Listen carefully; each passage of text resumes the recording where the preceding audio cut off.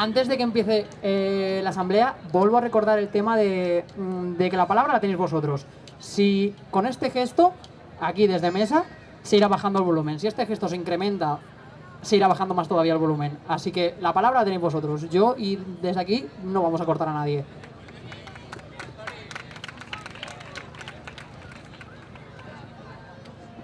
Bien. Yo lo voy a leer para poder dar paso a más compañeros que quieran hablar ellos también. Es que soy bajito. Mejor así. ¿Sí? ¿Mejor? Vale. ¿Sí? Vale. Bien.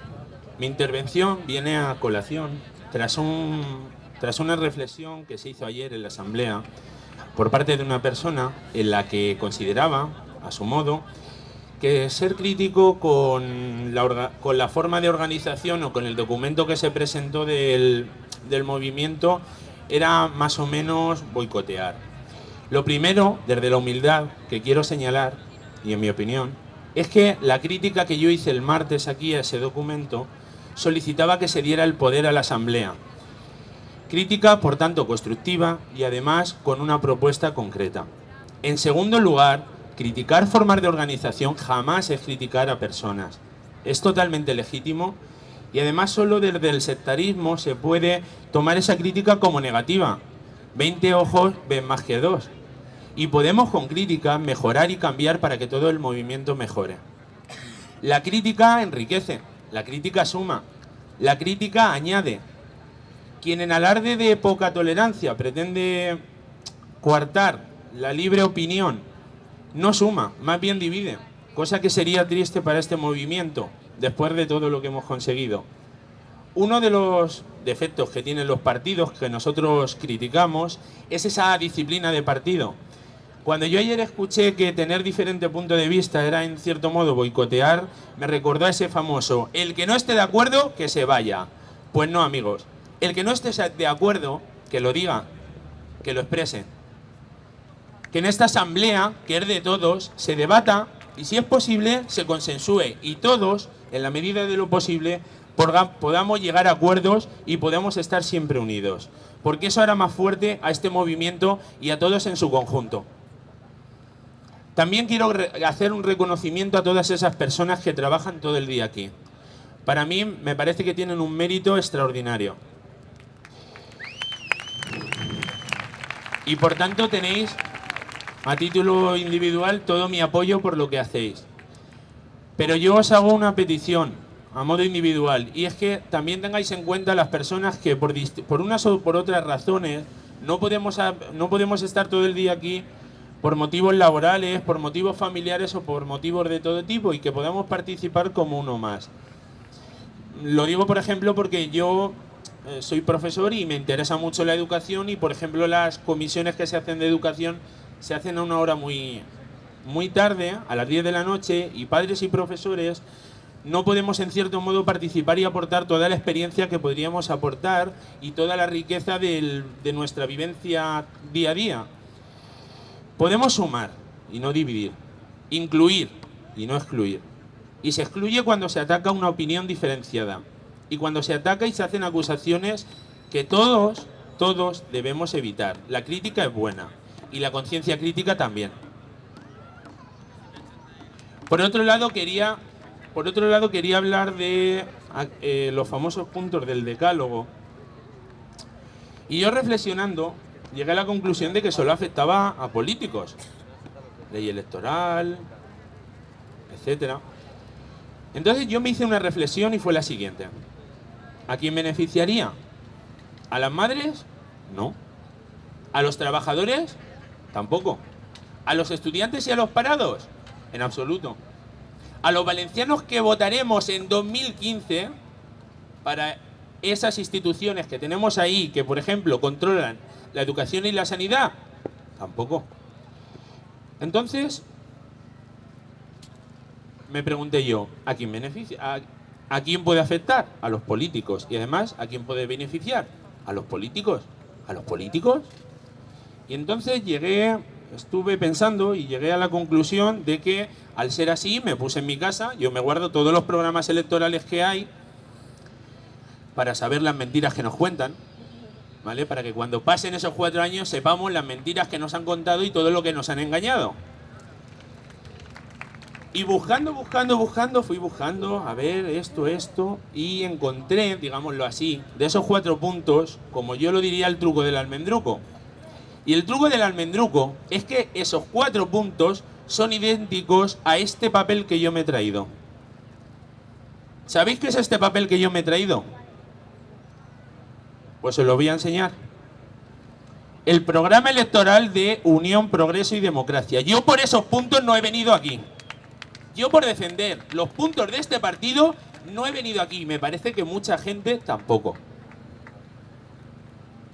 UPyD.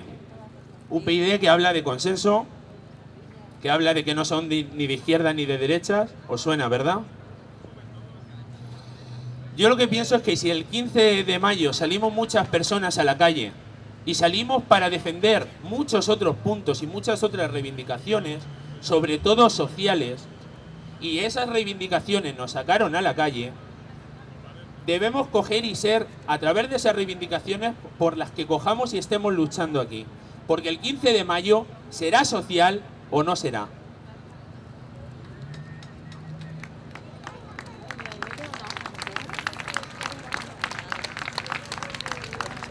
Y ¿me lo han bajado?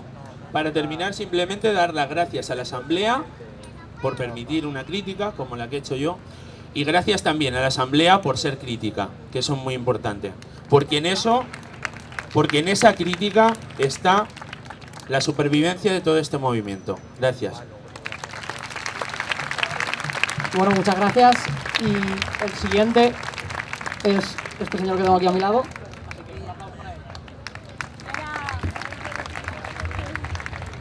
Hola, buenas tardes, Plaza.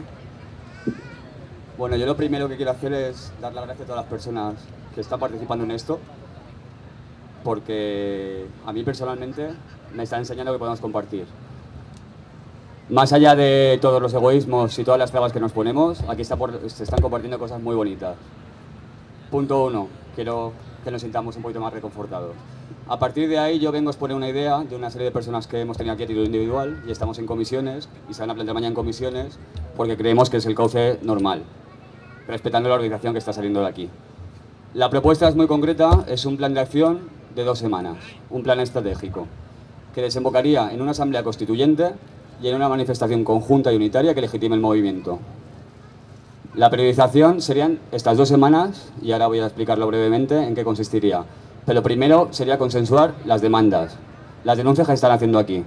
Muy simples, creo que hay consenso en que la denuncia que se hace es el incumplimiento constitucional, la ineficacia del Estado en desarrollar mecanismos para tener los derechos efectivos de las personas. A partir de ahí, el objetivo muy concreto, más allá del decálogo que vendrá después con el diálogo y donde cabrán todas las ideas que hay aquí y todas las sensibilidades. Primero, objetivo fundamental, reforma del artículo 87.3 para posibilitar la iniciativa legislativa popular, que desemboque en todas las reformas legislativas que hagan posible la soberanía popular en materia socioeconómica y cultural. A partir de ahí, el plan estratégico se dividiría en 2 semanas. Primera, cerrar en la plaza las comisiones con una síntesis de su trabajo.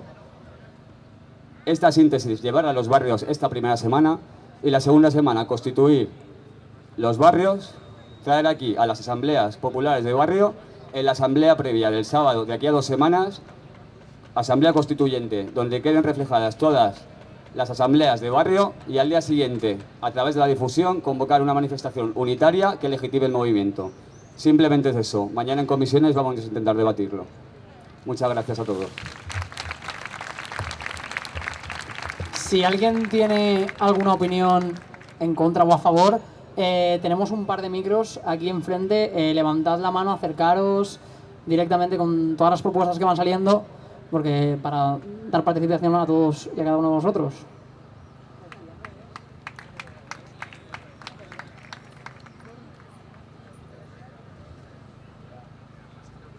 Y ahora viene Jerome, un aplauso para él. Hola, buenas, gracias. Para decir que tiene todo mi apoyo aquí porque este movimiento acabo de llegar de Francia y Grecia antes y creo que es muy importante, sobre todo porque tiene una concientización muy importante. Y acabo de recibir hoy información desde Bélgica, Lieja, donde empezaron ya una acampada y cada día tienen asambleas con más de 200 personas y ya tomaron la plaza y dicen que es un acto político desde un proceso de la primavera árabe hacia un verano europeo y rechazan la dominación del G8. La segunda noticia, mucho más peor, nos viene desde Marruecos, donde hay un movimiento, como lo sabéis ya, que se llama el movimiento del 20 de febrero, que lucha por una democracia real también ahí. Y pues antes de ayer, Kamal Omari, un joven luchador, murió por la represión y me gustaría, lo voy a hablar con la Comisión de Acción, me gustaría hacer un acto de solidaridad. Hablo también con los demás de Barcelona para que mostramos nuestro apoyo aquí también por luchar por una democracia real. Y voy a terminar por último.